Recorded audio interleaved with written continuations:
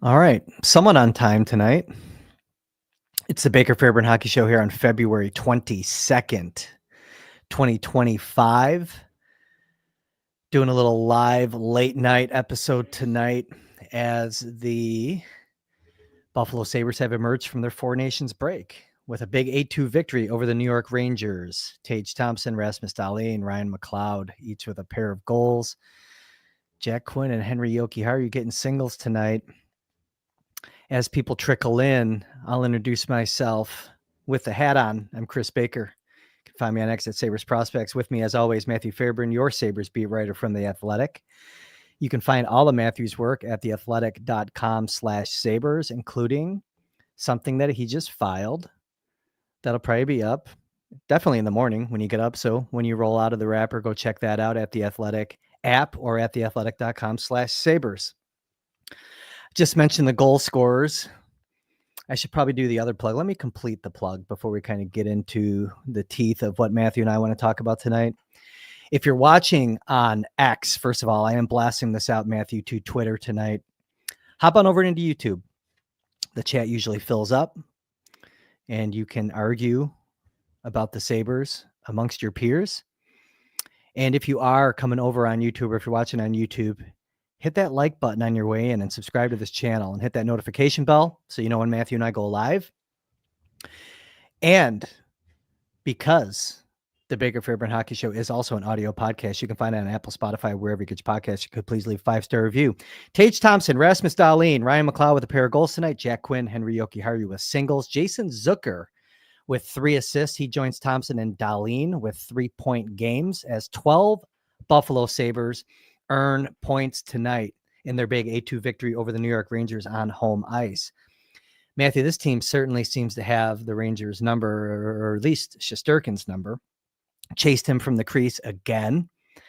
And, but yeah, let me just kind of throw it over to you. You know, UPL stopped 26-28. Pretty good performance from a Sabres team coming off a couple hard practices, right? I think Lindy kind of pulled some levers there to kind of get him skating coming out of the break, and I think it paid some dividends tonight in their big win over the Rangers.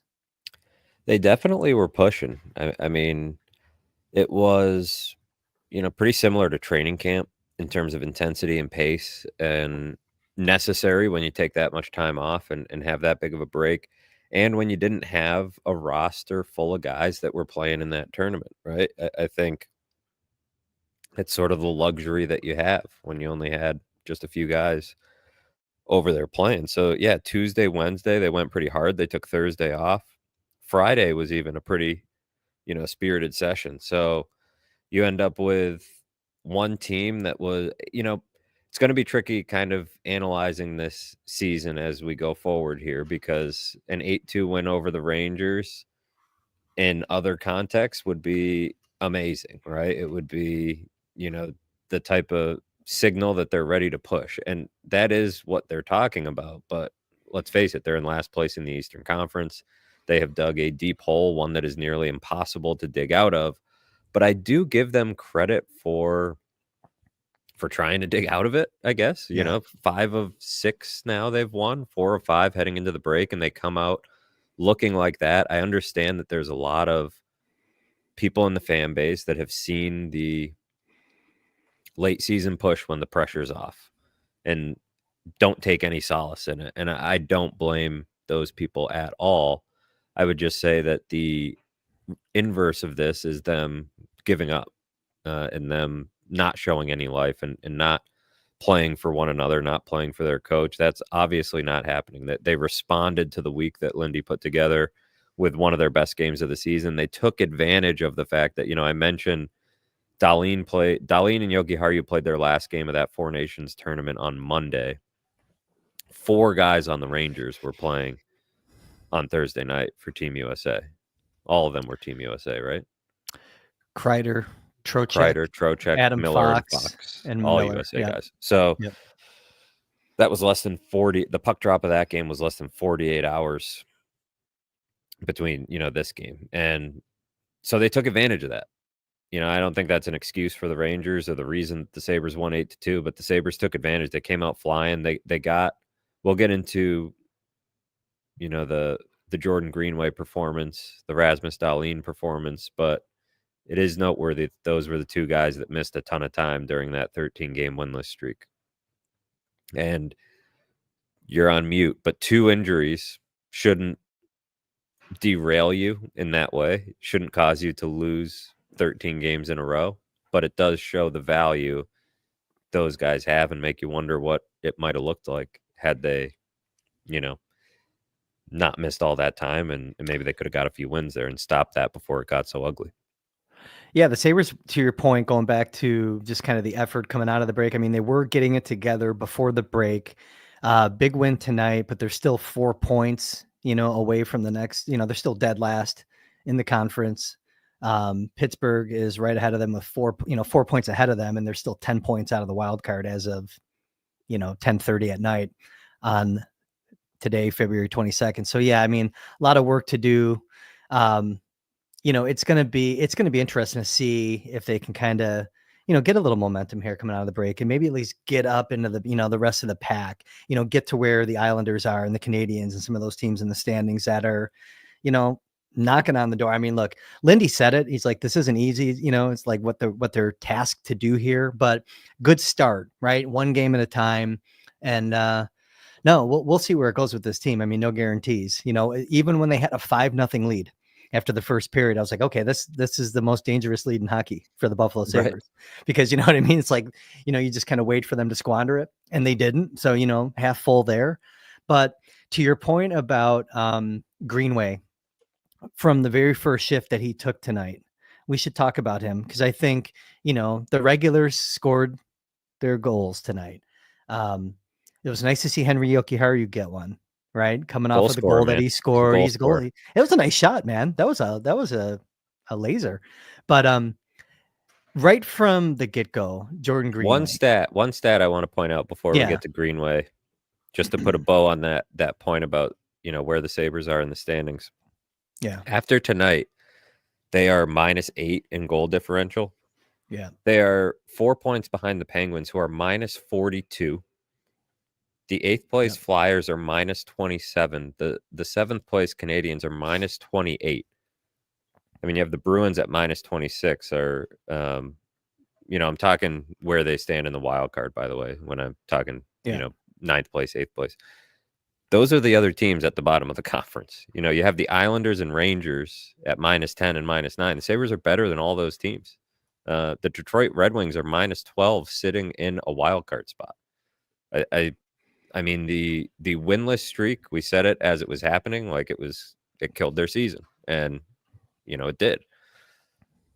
Also, the fact that they are racing out to great leads and blowing leads, and their special teams has just destroyed them. But it's like, man, you're -8 goal differential. Like this isn't a team that should be in last place, which speaks to the situational hockey they've played and just how badly that 13-game winless streak went. But let's talk about Jordan Greenway, because that was a nice development and a very relevant development, considering the trade deadline is now less than 2 weeks away. Yeah, it was a great game from Jordan Greenway, especially that first period. I think he looked like a guy that was hungry to get back on the ice, make a difference. Just the net front, just, winning battles, playing big, finishing his hits. I mean, the team has sorely missed his element, clearly. And I texted you at some point. I texted you 2 thoughts in probably in the first period, right? I said, number one, Greenway just makes the team look incredibly different when he's out there. They're just a different team. But more importantly, did Greenway, in some of the injuries that he was dealing with, that ultimately he just kind of pulled the chute and elected to have surgery in like mid-December, was it? Somewhere around there. Hadn't played since December 15th. December 15th. Yeah. So did he screw up the Sabres season? And not on purpose, obviously, but just the situation with him being out and missing that element because he was having such a good season. And I can tell you're having a little technical difficulty. So give me a little thumbs up if you can still hear me. No, you can't.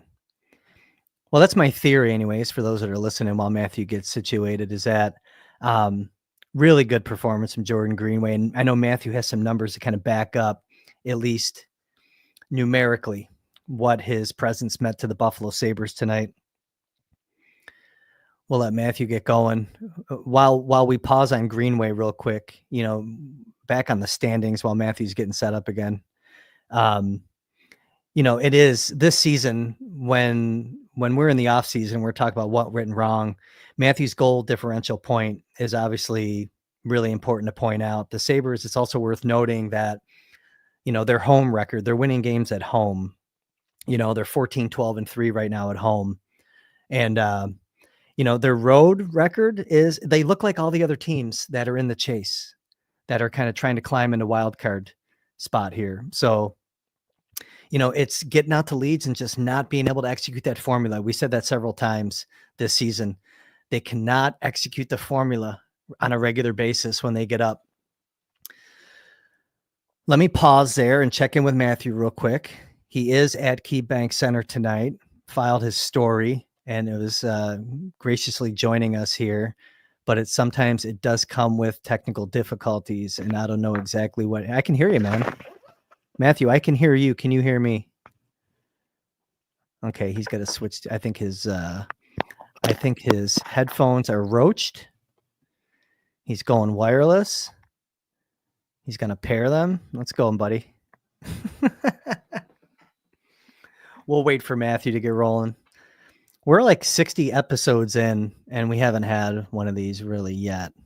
So this is kind of good. I'm going to go to the chat while Matthew's getting all set up.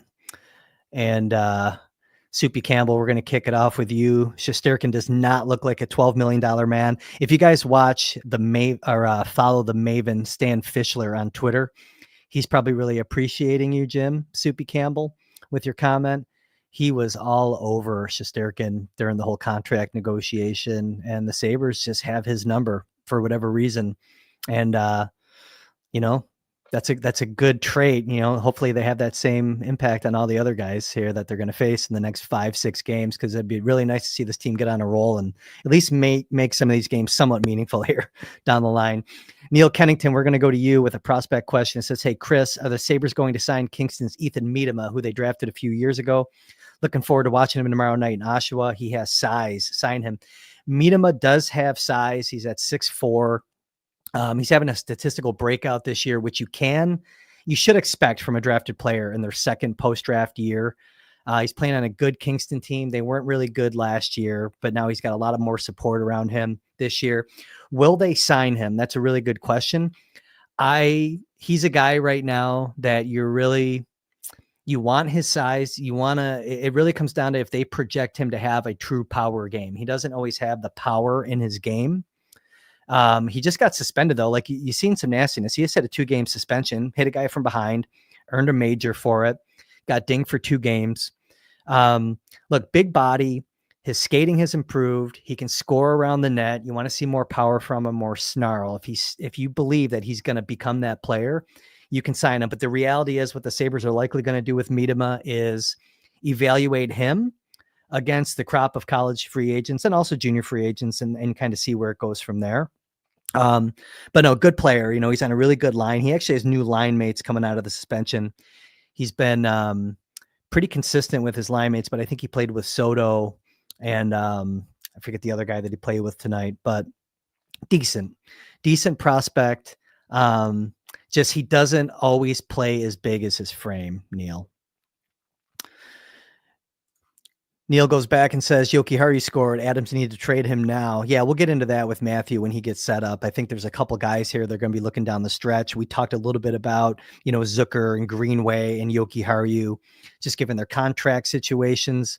And I think that Yoki Haru is certainly between his Four Nations showing and, scoring another goal tonight. He's only helping his situation if he does indeed want out. Matthew, let's check in. Can you hear me? Okay, not yet. Jay Everett, I always appreciate the cheerleading for hitting that thumbs up button, even with the technical difficulties. Please hit that like button. We appreciate it. But yeah, so let me check in again here, Matthew. How you doing? All right, we're still wait to get him going. I can hear him, but he can't hear us.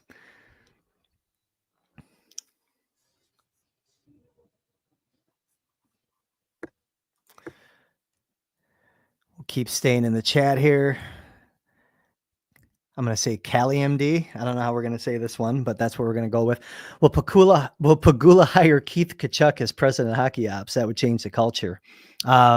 He certainly is in charge of a pretty important hockey family in terms of USA hockey, but yeah, I don't think that that's on the horizon right now. Just any president of hockey ops. I think I have theories about this. I mean, I think, right now, I think there's a better question is Lindy going to stay next year on board? Is he going to be, not lacking commitment to the organization, but is he just tired?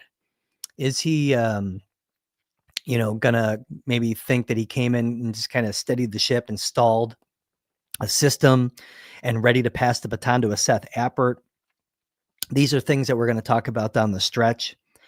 I'm not all the way convinced personally that Lindy Ruff is here next year, to be honest with you. So let me check in with Matthew. Can you hear me? Yeah, I got you. How do I sound? You're good. Okay, because You're good. I think my microphone broke, so I switched over to my phone with the AirPods. All of a sudden, it told me my microphone was unplugged. It very much was not unplugged, and I couldn't figure out how to switch it. Like, it wouldn't even switch to another device. So here we are. Oh, hey, shit happens on a live podcast. Is the first time that we had one of those in like 60th episode, so it's fine, man. I was just clearing out the chat as you dealt with your technical concerns, but where we left off, Matthew, we were kind of getting into Greenway. So let's just kind of pick up where we left off on that. Greenway, and by the way, we'll go back to this on the chat that's up on the screen asking about president of hockey ops, because when you were getting situated, I was saying I don't see that, but I think there's an immediate concern that you and I will want to talk about, maybe not tonight, but down the road, just about what's the status of Lindy Ruff, what's the future of Lindy Ruff, because I think that that's a bigger question that can be answered, as opposed to, is Pagula going to invest money into expanding his hockey ops department? I don't see that necessarily. I think they got to get kind of the coaching staff, because you got to remember, all you did was really bring in a new head coach. You got the same assistants. With the results of this year, not that it's on Lindy, I think some changes are still on the table for the staff. But Lindy, getting up there in years, he's been coaching a lot. Is he tired? I think there's some of that. Is Seth Appert the guy? That's kind of where I was going with that. Just turned 65 this week, so yeah. Very much something to follow. I think generally, like we mentioned last episode, it's hard to envision what you sell if you don't change anything. And, how you kind of spin that, because this time last year, something had to change because of the expectations and the failure to meet those expectations. And they've gone backwards. Who knows if they finish with a worse point total than they did last season? That's still up in the air, but the results have not been good. And some of those numbers I mentioned at the top show that maybe they aren't far off from being, perhaps some of the underlying metrics point to a team that could be better than this record. But some of the problems are simple, right? The power play was a problem last year. It's a problem this year.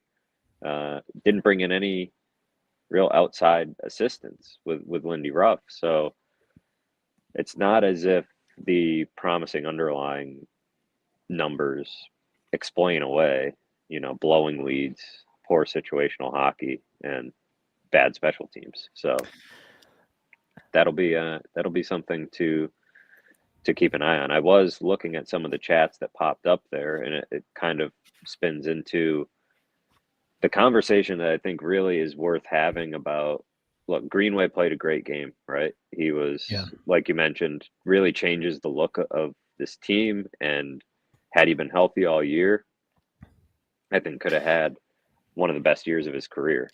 We But might look back and say that he might have screwed up the not on purpose or intentionally, but that injury may have screwed the Sabres season maybe because he was having a really good year, pretty consistent that effort from the get go. and whatever Darlene did that first day of training camp, right? That followed him for weeks, Yeah, because then he, ended up missing a good chunk of that winless streak as well. And he said after the game tonight that until recently he didn't even feel totally comfortable shooting the puck, because of something else he was fighting through, or maybe the same thing he was fighting through, because it was a back injury that he was dealing with. So, like I said, two injuries shouldn't cause you to go on that type of a streak, but man, those were two pretty important injuries as it turns out.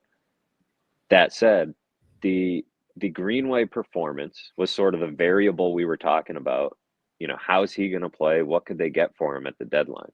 And I saw somebody, put up there, Yoki Haru scored, trade him now, right? And there is a conversation to be had, because another thing that happened in this game is that Jason Zucker blocked the shot and left the game. He came back very quickly and got an assist. yeah, And so disaster averted. But when he goes down, you're thinking, there goes an asset, right? If that's a broken bone and he misses, 4 weeks, he 4 to 6 weeks, he might not be of use to a team at the deadline in the same way. So there needs to be some urgency with these situations. And with Yoki Haru, I think probably is a prudent comment there. I don't know who threw it up. I'm now on my Neil phone, so the Kennington. names are Yeah, a it was little bit Neil. Yeah, smaller, but maximizing these situations as quickly as you can. If you don't have these guys signed yet, the odds go down the closer you get, right? The deadline to get it done, to make a decision on whether to get it done and get a deal in place to make something happen, the window is shrinking here. And so you got to be proactive.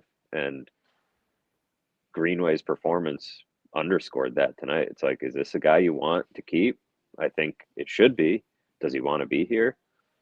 That's, he seems like he wants to, but ultimately, you got to agree on a deal. And if not, he puts together a couple more games like that. He's raising his price tag, I think, on the trade market. yeah. No, this was a hell of an audition for potential suitors out there tonight. First game back, didn't look rusty. Playing for the Buffalo Sabres. I mean, I'm not picking on the guys. I'm just saying it is what it is. He stood out as like a legit like that. He looked like a guy who like would be ready for some playoff hockey at this point in his Yeah. career, like right now. And, that doesn't change things for me. He also looked like a guy that you need to re-sign if you're Kevin Adams. And that's kind of like, you and I, we talked on the phone. I think it was yesterday. Because I was kind of going through some things, and you have to get these deals done like in the next couple of days, so you know what the story is, and give yourself like you can't be flip flopping. Kevin Adams has to know, he has to commit with conviction to what his decision is on Zucker and Greenway. Yoki Haru, I think, is pretty clear. You trade Henry Yoki Haru, and there's teams that are going to be looking for some blue line depth right now, especially some right-handed blue line depth. I mean, we just saw Charlie McAvoy get hurt. Shea Theodore. There's some other teams that have had injuries before that are going to want to shore up their right-handed depth. And you could get by and move some things around next year. Ryan Johnson can come up, and like the Yoki Haru spot that's on the roster right now that Johnson might be blocking Johnson from coming up. Ryan Johnson can move up next year. Then you move Nikita Novikov into the Ryan Johnson role in Rochester and let him kind of marinate. Give him a chance to take a run at it. But don't go out of your way to make the team younger next year by putting another young defenseman up here. You're going to have a Ryan Johnson who's going to be 24 years old next year, right? I can go on all day about this stuff. But Adams has to, like, the fact that those guys aren't signed, Greenway and Zucker right now, is concerning. I agree, because you could get through the deadline without them signed and without trading them and roll the dice that you can get it done before, obviously they don't need to be signed until really July 1 when free agency opens, and then they can really test their value. But the closer you get to free agency, the more you can taste it as a player, and the salary cap going up. You know, Zucker may feel like he can get an extra 500,000, 750 grand on the open market. And at this stage in his career, where every contract could potentially be his last in some cases, he's going to want that. Jordan Greenway has never been an unrestricted free agent. It's got to be pretty tempting to wonder, with this rising salary cap, with teams looking, that we're entering a phase where I think teams around the league are looking for more toughness, more, physicality, sandpaper, whatever word you want to use. Not fighters, but they're looking for guys that can play like Jordan Greenway. Does he feel like he could get maybe a better contract than he could have, had he been an unrestricted free agent last summer? So the closer they get, the more tantalizing that proposition becomes for them. So if they're not signed now, like you said, each day is important. Like, get it done as quickly as you can. And if they're not interested, or their price is too high, I can't imagine the price being too high for a team with all the cap space the Sabres have. Should be able to pay the premium to keep guys. You talk about how tough it is to attract guys from outside to play here. It's valid. We've talked about it a bunch. The guys that are here, be proactive about getting it done, because we talked about Jason Zucker, and that was maybe like a week after he was eligible to sign an extension on January 1st. I think it was about a week later that I talked to him about it, said he would absolutely love it if that's a conversation they want to have, sort of implying the conversation hadn't happened yet. Kevin Adams went on WGR, I believe it was Rob Ray night, and said that on the West Coast road trip, which was a late January road I think it trip, was like out in Seattle. Yeah. that he met with Zucker and his reps. It's almost a month after he was eligible, right? So Jordan Greenway's been eligible since last July, and is now sitting here. There's a lot of times you could have got that done, right? And had a vision about what you want your team to look like, and been proactive about exploring that vision, keeping guys here. Greenway might have had a hard time turning down a 3 or 4 year deal last August, and so now you're here in this crunch time where every day is going to count, to your point. And what was it? However many years ago, Linus Ullmark, similar situation, right? They took it through the deadline. He ends up walking. You get nothing, right? Yeah, and by the way, they had no plan. I've said this before. When Ullmark walked, they basically had no plan in net. They really didn't. They had to scramble and kind of figure it out. And so, like, Zucker and Greenway, signing them, if they want to sign, right? Takes two to tango. If they want to be here and re-sign, it shows somewhat of a plan in a season that you haven't done anything in making moves. And so, like, that's why it's concerning. In a season that you haven't done anything, it's something. And then also, if you keep them, say you don't trade them and they're still not signed and they walk, which is another scenario. Just because, like, if they make it to the deadline, doesn't necessarily mean that the Sabres are in the clear, that they're going to, re-sign these guys. They walk. Then the most logical step, because they're two of your more senior guys.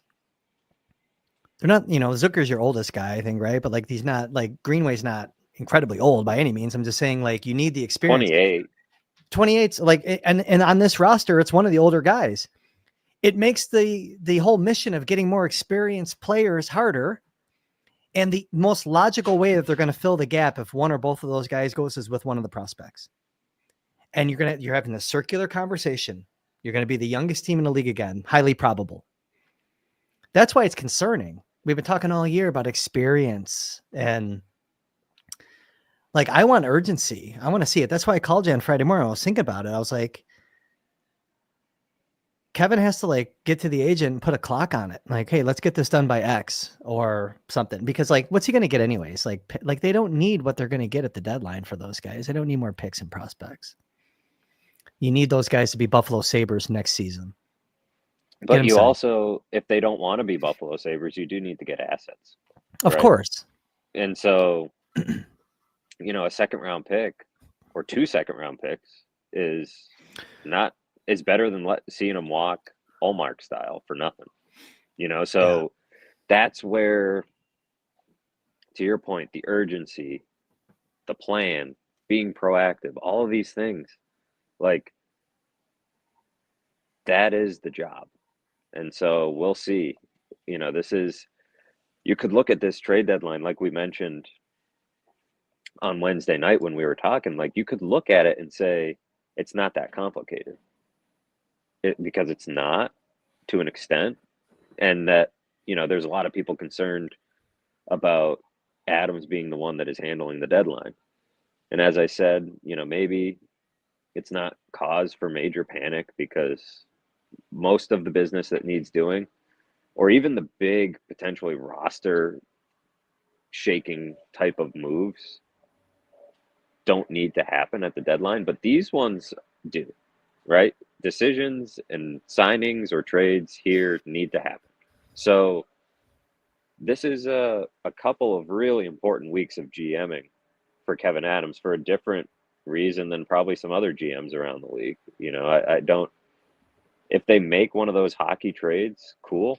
Like, we'll be happy to talk about it and have something interesting to discuss in terms of reshaping this roster, which we both agree needs to be done. But these two pieces of business with Greenway and Zucker are, I mean, this is the job right here, right? These little things that you either, find some value, take advantage, recoup some assets if these guys aren't willing to sign, or you stay ahead of it and you get them under contract. It's safe to say right now that they haven't stayed ahead of either of these situations, right? Because here we are less than 2 weeks from the deadline. Again, how would Zucker respond on January 1 if it's like, man, we have loved everything you've brought, here's a contract offer? That wasn't the play. That wasn't how they played it. And, same with Greenway last summer. How would it have gone? I don't know. But here we are. And if you let these guys walk, you're looking for two guys like them in the summer. Mm-hmm. And Adams has already talked about how hard it is to be picking from the top of the list of free agency, right? You're looking for, you're just not going to have your first pick every time. You hit a home run with Jason Zucker, a unicorn of sorts, right? A guy that was willing to come here and that played really well on what is turning out to be, I think, a pretty fair contract. And you'd have to do that again. The idea that you're gonna just leave yourself more work is a hard thing to do. Now, I also understand the people that are like, man, you're going to bring back the whole forward group that did this, but there are trades that can happen. There's other things that can happen to make this group look a little bit different. Getting rid of Zucker and Greenway for the sake of change, I don't think is what you're after. No, not at all. And like, I don't mind blocking and trying to reset the expectations of prospects and keeping a lot of those guys down there. I get questions about, will Hellenius be up next year? No. Will Austin be up next year? No. And you keep those guys down to keep them developing and playing critical roles, just like what we talked about with Ryan Johnson, by having a Greenway and a Zucker come back. They'll be another year older next year. They've seen more situations when they arrive next year if you keep them. Moving Zucker for like a second, which I think you would get a second round pick for Jason Zucker based on the season that he's having and his just career in general. I only do that if I know that he's not signing, and I only do it if I'm committed to bundling your second and the one that you get for Zucker to move back into the first round and take Jack Nesbitt. Like, it's kind of like already like a bullseye, like that's the target, you know what I mean? But because like the way that the draft shakes out, I think that I think the Sabres, I just have this feeling they're going to walk away with like Hagens or Martone with their first pick. And then you double down, you get another big 6'4" centerman. We have a lot of time to talk about it, but like, I don't need 2 second rounders. I don't need to make 2 picks in the first round on day 2. Got to commit. You got enough prospects, quality over quantity. We got a lot of time to talk about that. So yeah, it's going to be interesting. Those are moves you can make if you get the assets, which is why you need to not be delusional and think you get through the deadline with these guys, it's no big deal. Maybe we'll sign them before July 1, and then they end up walking for nothing. Like, the assets are potentially important assets, right? That can help your roster. I mean, Mangiapane this offseason was traded for what, a third? Yeah. You know, Sabres got Beck Malenstein for a second, but you know, Back who? um, like those are the. It's not just about collecting picks so that you can make the picks. It's about collecting the picks so you can use them to do something else. Yeah. And like the way Greenway's playing, or the way he played tonight, if he puts a couple of those games together, I think a second round pick's pretty reasonable for a guy like that. So again, not a guy you should be actively trying to dump for no reason. But even look at, last year Gergensons. Like, Mm-hmm. he didn't come back, right? The idea behind keeping him was like he was important to the fabric, and he was Special. and special person. He didn't come back, Yeah. so I think the Olmark thing is what you're worried about, right? That is the true, Gergensons. I don't think people were real beat up about him walking away, but you're just running a real risk if you do that. It's not real wise asset management. So, anyways, that's a long tangent off of Greenway having a great game, and here we are, 8-2 loss, and we're back on the deadline. But that's the season, right? This is or 8-2 win rather, and we're back talking about the trade deadline. But that is the spot they find themselves in, and it will be interesting too, because as the locker room and Lindy Ruff are talking about getting 7 out of every 10 points, and Darlene saying every game's a playoff game, and Greenway saying they haven't quit, they haven't even thought about that. Like, how does that square? Like, is Kevin Adams thinking that you see this thing through? Because that seems kind of crazy to me, but I don't know. They also haven't done anything all season, so I guess I stranger things have happened. Still Another 6 player games that's too, right? Like yeah. 6 No, there's games, 6 so. games. No, I don't know. The longer it goes on, like the concern just I think heightens. And look, this is coming from like I came into the season asking, I wasn't sure. It was kind of like Krebs and Greenway were kind of the same. Like I didn't know exactly where they fit. Greenway has been awesome, as good as Zucker in many ways. Any concerns that it's a contract year, and he's getting? Well, I mean, there's always a little bit of that, right, with any player. And but again, you're gonna go find another Greenway in the summer and get him to come here at and have him fit in the way the Greenway fits in. he's I going to think be you at a have to take the number that's risk. always movable. Number one, but no, I think the contract year thing actually is real, because before this year, I often wondered if Buffalo was just like one of these really comfortable places for a guy who's kind of laid back and casual, like Zucker or Greenway, anyways. Where I didn't like question his competitiveness, but you didn't see it consistently, right? And I think the environment here, it was very easy for a guy like that to come here and just kind of do his thing where it didn't matter. And it's been a different Greenway this year. So is it the contract year, or is it maturity? Is it sick of losing and just actually wanting to win? Is maybe His Lindy comment, Ruff, kind of helped? right? I don't know. It's hard to say. It's hard to say, but it was funny when you were talking about the comments that he was saying, like, "Oh, we haven't quit. We haven't even thought about quit and everything." I was like, "Yeah." And then Kevin gives him the contract. He signs him tomorrow, and then he just like goes like mental vacation for the rest of the year. Like stuff like that can happen. So it's that I was thinking it, but you actually came out and said it is a contract year thing. Maybe. But I do think overall that whoever he signs with, it'll be a movable number. I don't think anyone's going to like egregiously overpay Greenway. I think you're right, and And I think a guy like that is always someone that at the deadline teams feel like they could use one more of those in the playoffs, mm-hmm. right? One more guy that you can stick on your third line and play on the penalty kill if you need to. Like he's a solid NHL player that's still got a lot of tread on the tires. So yeah, it was good to see him back. He's clearly a pretty important guy, and to your point, like he's only 28, but he's one of the oldest guys in there, and he clearly leads, I think, and guys follow him.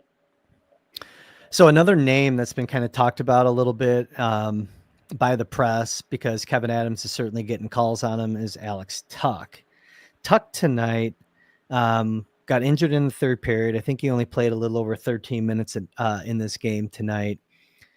Sounds like they maybe avoided crisis, but they won't know more until tomorrow. What did you see on the play? Because I kind of was in and out. I was trying to, the Amerks were kind of in a 0-0 game. I had like both going on. And at that point I was kind of glued in on what was happening with the Amerks.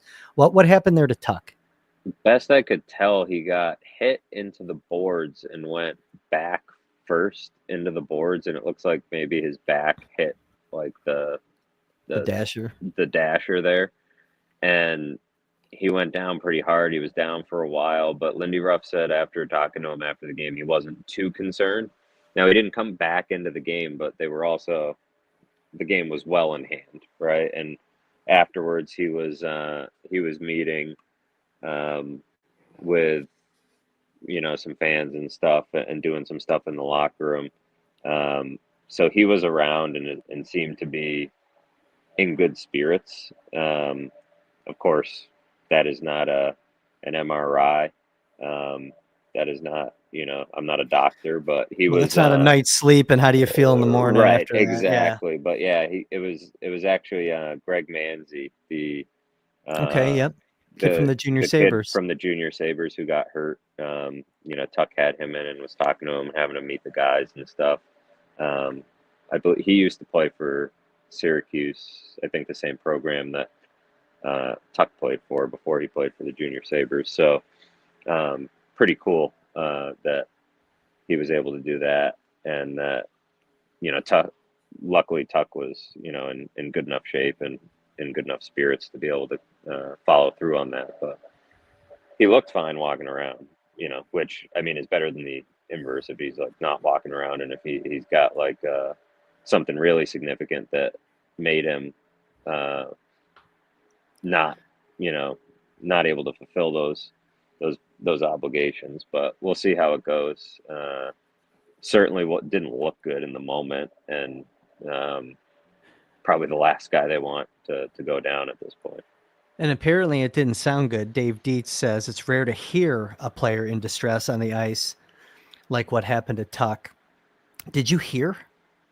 What's he like? Couldn't. It must have been on the broadcast. I couldn't really hear him. It happened in the opposite corner, a far corner away from us. Mm-hmm. But I could tell, like, we have a video feed of the broadcast on some TVs here, and you could see on his face that, and the way he was moving around, that he was, which would line up with getting hit in the back and kind of having the wind knocked out of you a little bit, and being really uncomfortable. So I don't know, didn't look pleasant. So we'll see how he feels waking up tomorrow. As we've said with Tuck, I mean, the way he plays and type of minutes he plays, he fights through quite a bit, and his body takes a beating. So that was just another instance of it there. I mean, between that and Zucker in the third, they had a couple of injury scares. What we did also hear on the broadcast was Rob Ray maybe getting a call from the FCC in the morning. He took a puck like right above the eye and dropped a nice F-bomb. Just like a real authentic hot mic moment after you get hit in the face with a puck.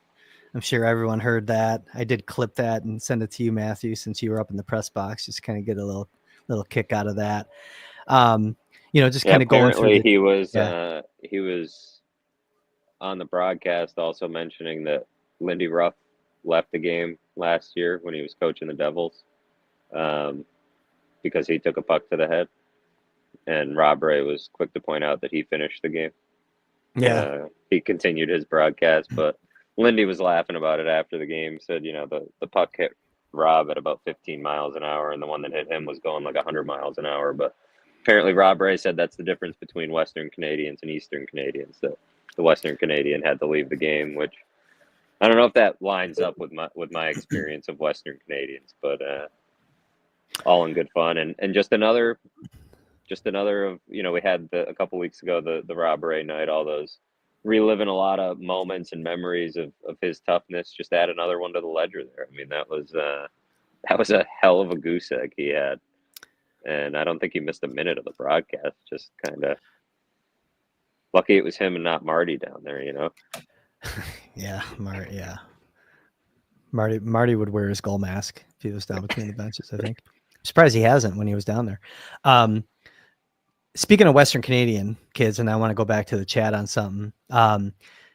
The scrum, I think it was in the third period, maybe it was late in the second, I can't remember now, but Benson was in there on that scrum, and that's one of the first times that he actually looked like Danny Gare. That was like a Danny Gare move, because he was like trying to like throw punches, and he was like this little shit, like throwing punches, almost like throwing up in a way. Hair I was like, flying all over the place. Yeah. That was good to see. I love his tenacity. You know, Kayshawn Aitchison's getting some love in the chat. He's a Barrie Colts defenseman. I've been watching him quite a bit this year, really developed. I mean, he's another name that we could talk about. I know I mentioned Nesbitt because Matthew and I, you know, we've been talking about him. I like him. Offline, we've talked about him. I really like Nesbitt, just raw, big, skilled, net front, and it kind of leads in. But Aitchison's another name too, by the way, because he's got this physical dimension, but he's also not afraid to skate and join the rush and get down low in the play. He's a really interesting player. He's having a really good year, kind of changing his game a little bit. But along those lines of like why I like a Nesbitt and, you know, all that, Coda, going back to Greenway, Coda writes, I don't get the Greenway love. 18 goals for, 19 goals against at even strength, 3 goals this season. I can only speak for myself, and I'll pass it over to Matthew on this. And he also says he's slow. He did write that also. I'm assuming he's still talking about Greenway. It's the element that he represents relative to the other guys on the team. And it's the fact for me that he's actually showing it pretty consistently this year, despite that injury. I think the injury sucked. I wasn't fully on the Greenway train. I think I mentioned that on this show. I always I always expected more out of him. I think he was, you know, good penalty killer. He's done some good things, uses his length, but you want to see him use his physicality more. The physicality, like if he plays like he did tonight, the rest of his time, he's a very usable player, man. Like very usable, very important to this team moving forward, in my opinion. But I mean, look around him. You know, Cousins has taken a step back. He's not as physical as we thought he was going to be. And I think he's going to reclaim that. I really do. At some point. We've seen it. It's almost like Greenway stands out so much because a lot of the guys around him don't do what he does. That's my take on Greenway. That's why I'm showing him a little love, especially tonight, and want him re-signed. When you're building a team, I feel like you need some complementary pieces, some players that do different things. And the way he kills penalties, he's a really smart player too. I think that showed up on that assist he had, just being able to find the ice, you know, using the combination of his physical tools and his smarts to find the open ice, get the puck on net. Like, I get that the counting stats aren't there. And like I said, I would get anybody's concern that he's got the nice contract year bump just in terms of how he's playing. But again, if you lose him, I think you're looking for another player that does some of the same things that he does. And he's a guy that a lot of people in there really like. He's from not far from here. Like, I don't know how, I mean, he spends, last I checked anyways, he spends his off seasons in Minnesota. So I don't know if that's like massively important to him, but you know, when you're talking about guys that want to be here and all that, I think he checks a lot of those boxes. So, you know, the on ice portion of it has matched up this year, which is good. I get that the production isn't there. I just think it's kind of beyond, you know, some of the on ice, you know, counting stats, I guess, that you see. Yeah, I love how I see. I'm liking see like, again, I'm biased, but I like that some of the names that are getting thrown in here, like, you know, back on HSM. I'm on the draft thing real quick, just because. Let me explain something though about the Nesbitt thing too. Let me go back to that real quick about the big body. It's related to what we were just saying with Greenway. I'm not going to force a defenseman there. As much as I like HSN, they'll take the best player available. If you look at Komarov and you look at Novikov and Kleber, 6'6", they drafted him in the second round last year, and you have Sturbach coming. You got plenty of guys that look pretty good to kind of hold you over, where you don't have to. And then when you look at the center position again, your centermen that you have right now in house are smaller.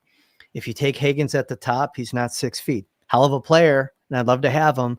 But you saw the importance. Some of the best plays tonight, especially in that first period when the Sabres scored 5, they were made by tall, long guys. Thompson, Greenway. They're the only two that you have. And I think that you have to solve for that. And if you're going to move Cousins out to the wing and Thompson out to the wing, you're going to need more centermen. That's why I'm kind of willing to take 2 kicks at the can there in the first round this year, by the way. That becomes a really interesting offseason and draft conversation. I think Thompson's a wing. I think we were talking about it at one point last summer that could be a possibility. So he's a wing. Cousins, Cousins 6'4", he's tall, he's a big guy. But if he's on the wing, all of a sudden wing is a strength for you. And I mentioned this we might even mention it on the last episode. I can't keep track sometimes, but that makes Jack Quinn an interesting piece, right? Because all of a sudden you have 2 right-handed wingers that might be ahead of him on the depth chart. So then you talk about centers and you're like, okay, now Hellenius, Wahlberg, are these potentially future top 6 guys, and now you're leaning a lot on Yuri Kulik, and Ryan McLeod is probably slotted higher than necessary. It's like, oh crap, now all of a sudden you need some centers, and that's probably the hardest position to find, right? A true top 6 center is not easy to find. They thought they had 2, and now are wondering if either of those guys is truly going to be locked into that position going forward. So it's very interesting to watch. And I would not personally, if Higgins, we're going to have a lot of time to get into the draft, and you might already tell from some of our conversations offline and online, I'm kind of excited about the draft. I'm like, unlike a lot of people, I haven't been up close for like a top 5 pick. I don't know if they'll eventually land there, but there's some really fun players at the top of this draft. And if Higgins somehow becomes somebody that's in their wheelhouse, I'm sitting there thinking, I don't care how big he is, right? Like I'm looking at that potential hole in the top 6 at center and saying you need a game breaker, and you need to take a swing on. We've talked about Martone, and I really like Martone as well, but center could be a need. So I love Martone. I can't. I don't know. Like right now, I'd have a hard time. As much as I like the physical profile of him, I have a hard time taking him over Higgins. You know what I mean? Like you feel like you're forcing it there because of a need, and you're not taking the best player. And I love Martone, and I think that speaks volumes to Higgins. But yeah, we got 4 months still, so buckle up. We'll be getting to a lot of these guys. And by the way, all of this is on the assumption that Schaefer and Misa go 1-2, which I think is it's trending that way. Misa's really ramped up. He's really, man, if he falls, that changes some of the dynamics too. Like if you can get a guy like that, but we got a lot of time to get there. Matthias Samuelsson tonight, by the way. So last time we were together, we talked about the A and his status moving forward, if there were still some repercussions from the whole Stefan Nason thing. First of all, what did you think? Because like we talked about, we're going to start watching guys like Cousins and Quinn, but also Samuelsson down the stretch here. What did you see from Samuelsson tonight, including did he have any I don't recall if I think he did, right? He did have the A. He's listed with the A on the game sheet, and I'm pretty sure he had it. Sometimes It's hard to notice when I'm way up here. But, I think he was out there on the PK for one of the goals, right? On the Kreider goal. He was out in front of the net. It's an 8-2 win. I'm not gonna. I was gonna say, I don't know if this is the best game really to kind of evaluate guys, because they boat raced him in the first period. Yeah. He didn't really partake in the boat racing. But neither did Cousins, again, by the way, right? No point for Cousins tonight. Point night and Cousins didn't have one. So am I gonna, rag on the guys? Not really. They won 8-2, and it's not gonna be a game by game. It's gonna be over the the course of the final 28 here, 27 now. Yeah. Seeing what they look like, how they maybe elevate or don't, and how that can inform the decisions you make in the offseason. But Samuelson did have the A, which I think, considering they played a game with no A's and Samuelson hadn't played since that New Jersey game, was worth watching. And status quo as far as the leadership group goes at the moment. We're already 55 minutes in, Matt. I know it doesn't feel like 55 for you because I think you had to kind of you had to join the AV club there for a minute. A little get bit. your stuff situated. I hope this isn't broken, but if it is, I guess it's just an excuse to buy a fancy new setup to just take this podcast to the next level, Yeah. Many people are saying that the podcast, has another gear. And so maybe I just need some new gear to find it and dig deep here for the final stretch run. I'm being selfish here by throwing up Brian Cummings' chat, by the way. He says 4 of the top 6 are centers, Hagens, Misa, Denoyer, and Frondell. Frondell is the one that I would debate on his long-term. Well, he's playing wing right now for Djurgården. Eklund's on the opposite wing, so it's a fun little line to watch. I think Frondell is a winger if he does make it to the NHL, but it's way early. But just a thought on that. Misa maybe too. By the way, Hagens though definitely a centerman. Coda, we'll go back to Coda here. This is interesting. We're gonna just go speed round on some of these as we get up close to the hour here. Coda writes, what are your thoughts on offer sheets for RFAs? So we'll do this as a two-parter, right? Top 3 RFAs and points or centers. Gabe Velarde, Marco Rossi, and Wyatt Johnston. Johnston signed? I thought he signed. Maybe not. Maybe not. Maybe not. I'll take Coda's word for it. Yeah. Well, here, so conceptually, offer sheets. Yeah. All day. Yeah. Let's go. Not? The game's changed, especially if you have a recruiting problem in this geography and all this other stuff. Throw some money. Now, again, it implies that you're getting a younger player, but it doesn't matter at this point, right? Like it also implies you might be getting a pretty good player, right? Yeah. You're not offer sheeting. Well, I guess the Blues offer sheeted some depth type of guys, I guess, with the Oilers this summer. But look, I think especially if Kevin Adams still has the job, right? What the hell do you have to lose? The main argument against it. Well, the main argument against offer sheets is, you're doing their negotiation for them, and rarely does the team not keep the player, and blah blah blah.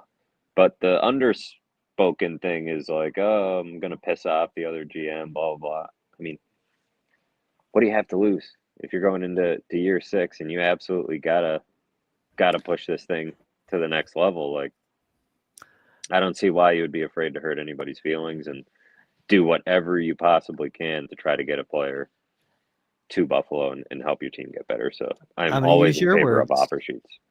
I'm going to use your words. Do right by the Buffalo Sabres. Yeah. That's your job. I don't care if you piss off Doug Armstrong or whoever the hell else, Don Sweeney or Jim Nill. I mean, Jim Nill's a hell of a nice guy, but so probably hard to piss him off. But I don't know, just go for it. Like, as you said, do right by the Buffalo Sabres. Don't worry about, the optics anywhere else. I'm going to continue being selfish since I already kind of opened the hatch here. Neil Kennington says, don't they need size on the wing? Martone or Malcolm Spence from Erie. I'm not all the way on Malcolm Spence yet. Martone, clearly, I'm all in on him. But yeah, they need size everywhere, except really like some of their blue line guys that they're kind of taking here's the thing. Action on. Forwards, they need size. Well, they had, Tuck is big. Thompson's huge. So those are 2 really big wings. If Cousins is a wing, he's pretty big. Greenway's pretty big. So I think he's looking at more in the prospect ranks, because kind of like, because you have to separate those energies. You know what I mean? Like when we're talking draft, let's not worry too much about like the big club roster, right? Because who's here today could be gone tomorrow, right? And when you look at the prospect ranks, yeah, they need size at forward. Yeah, definitely within the prospects. Yeah, both positions they need size. I mean, outside of Wahlberg, they don't have too many big forwards that have like legit NHL potential. I mean, Poltapov's not big, but he plays big. Miedema's like 50-50 is, that they'll even sign him. Yeah, I mean, yeah, Hellenius is a fire hydrant, 5'11", 6 foot maybe, but he's just like he'll be thicker even than he is now. He's I don't worry about his size, but he's also not big, right? Like, well, there's two ways to look at it, right? Physicality, but also length. Length matters, man. Yeah. Reach, protecting pucks, clogging lanes, that does matter on the forecheck. But yeah, they're lacking in both. They're lacking in physicality and length in the prospect ranks, So yeah, no, it's a good call out, Neil. I appreciate that comment. We don't have to get into the number. Do you want to get into the number on Greenway? A projection. I do have AFP.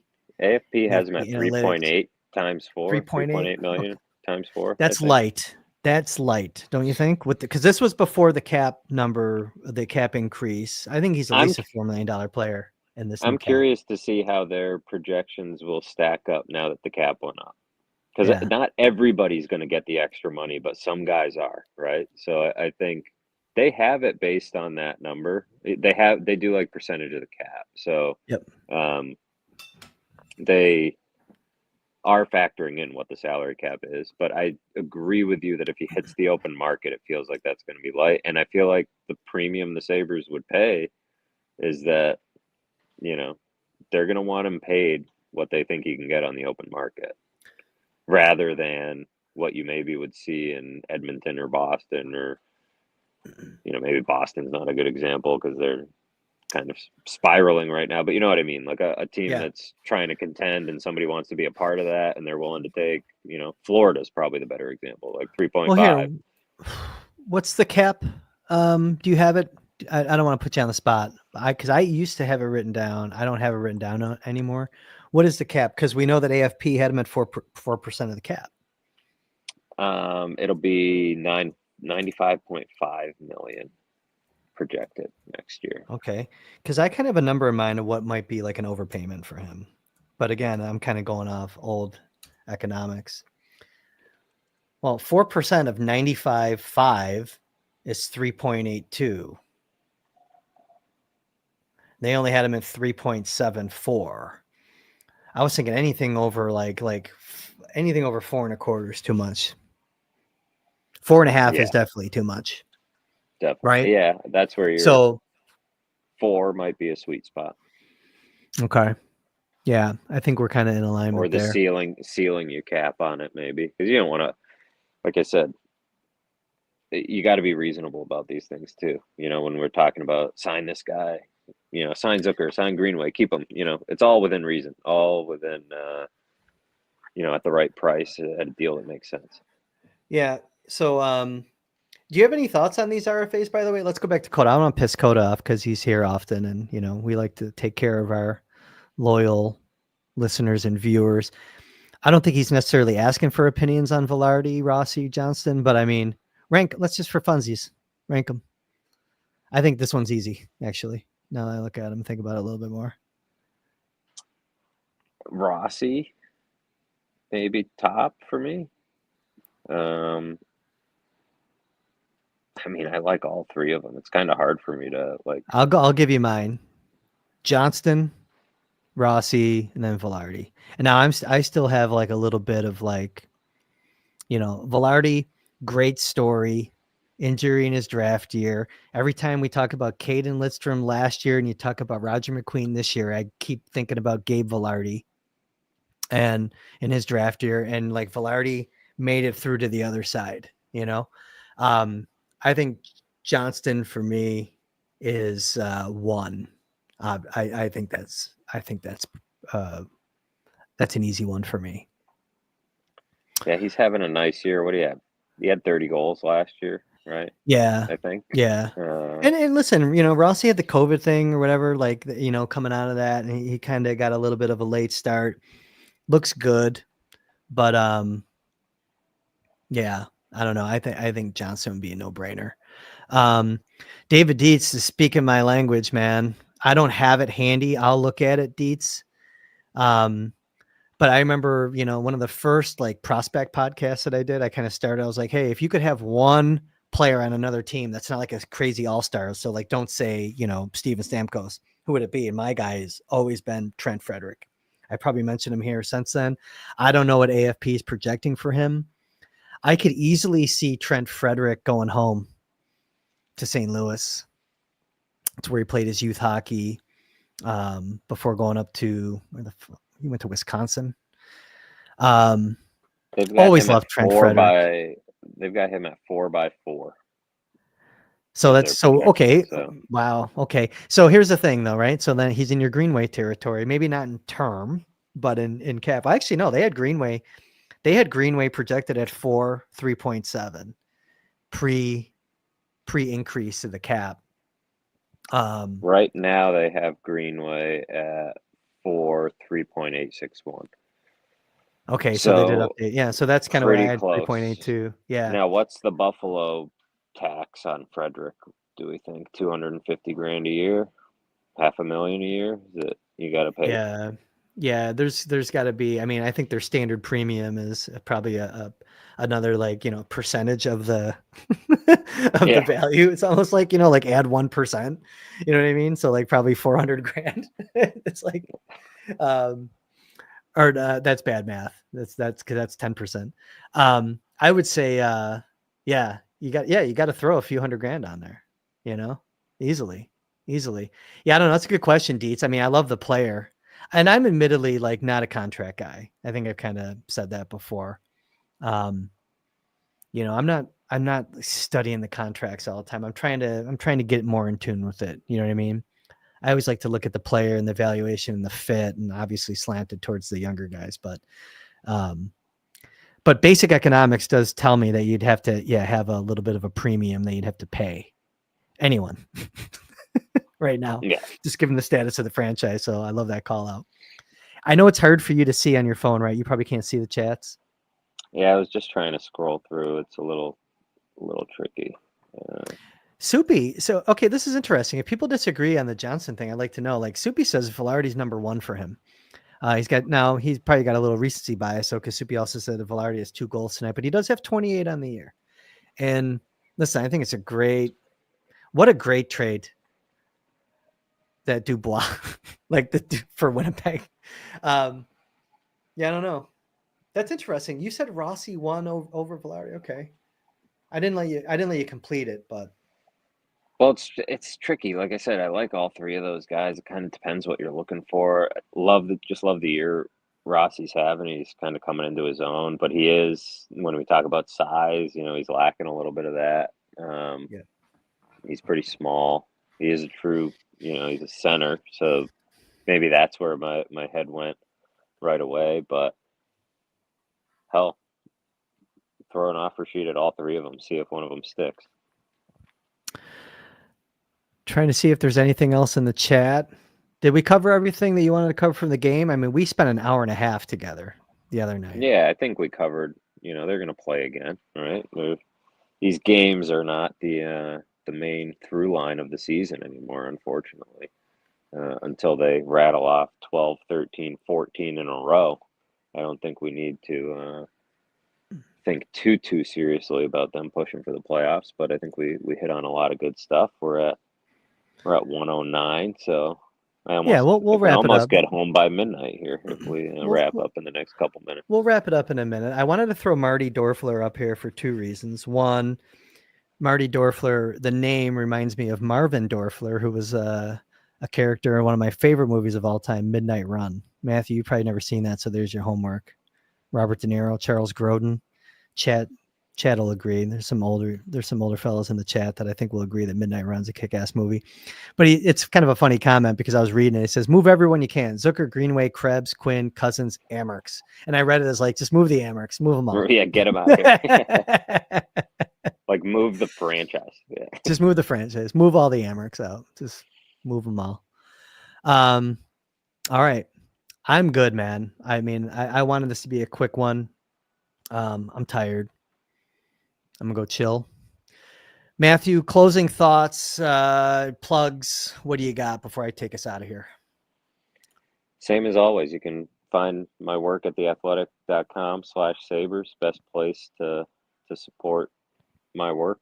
Come hang out in the comments, and there'll be plenty of stuff leading up to the deadline here. So we'll have some fun, and we'll be back here on the YouTube channel, on your podcast feeds as soon as we can. Kris has some work travel this week, right? We've got a few things this week that might delay us until the weekend, but we'll get back in here as soon as we can. Got to go to Nashville this week. Nashville. So should be interesting. Going to be an interesting trip. I already can't wait to get home. I hate some of these work trips, man. And I know Nashville's cool, but I'm not excited to be gone. Just want to get home and hang out with my dogs, fire up the podcast machine. But on that note, for Matthew Fairburn, for the production crew that is in my ear that wanted me to remind you all that we will be talking soon about the Athletics Anonymous Player Poll. Because again, I think that's going to be a very fun discussion. I think the chat is going to be on fire about that. And so I gave you homework, Matthew, for Midnight Run. Give the chat homework to read that if you haven't already. Coda says Midnight Run, by the way, is currently free on YouTube. Definitely check that out. I haven't watched it in probably 10 years. I'm definitely going to fire that up, Coda. Good call out, man. Thanks everyone for hopping in as always on this late night edition of the Baker Fairburn Hockey Show. Like the video on your way out if you could, please. And we'll see you again next time.